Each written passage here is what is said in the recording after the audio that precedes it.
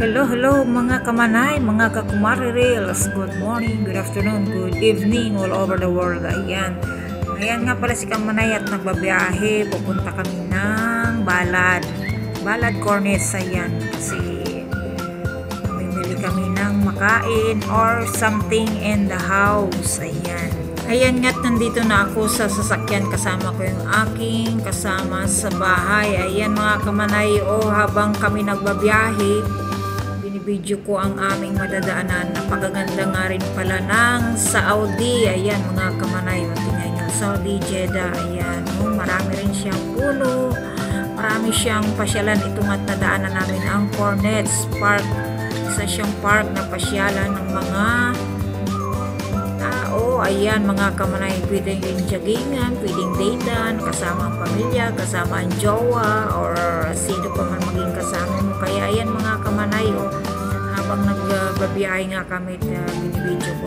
Ayan nga mga kamanay, ang una namin nadaanan na tindahan ay ang bilihan ng mga nuts. Ayan, bibili tapon dito ang iba't ibang klaseng mga nuts.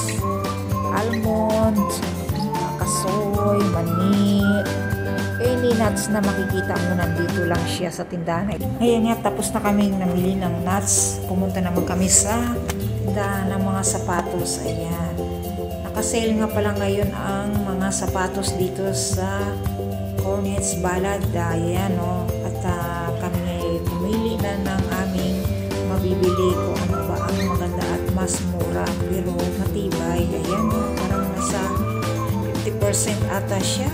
Ayan mga kamanay, kaya kung gusto nyo bumili, dito na kayo sa Cornets Balad mga kamanay. Marami kayong mapipiling magagandang mga sapatos. Kung gusto nyo talagang mas original, ayan, syempre maganda rin ang presyo. Ayan mga kamanay, kaya ito akin lang napili dito dahil mas mura siya, pero okay naman siya. At least nagagamit ko ng how many years kahit mura siya mga kamanay. Kaya ayan nga, may napili na akong sapatos. Ayan, kaya ganun din, pagtapos namin dito bumili ng mga sapatos, pupunta naman kami ng Kabayan Store.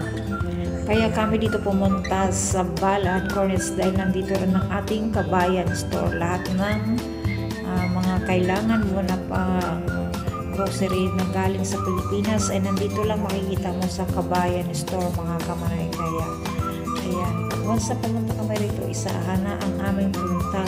Bumibili na pagkain, gamit, o kahit gold nandito sa Kabayan. Ayan nga pala, i-flex ko lang yung aking lumang shoes. Ayan mga kamanay, kaya need na talagang palitan siya dahil 4 years na rin ata kong gamit yan. Ayan, sa wakas mga kamanay, nasuot ko na nga ang bagong shoes aking nabili sa Balad. Ayan mga kamanay. Thank you for watching.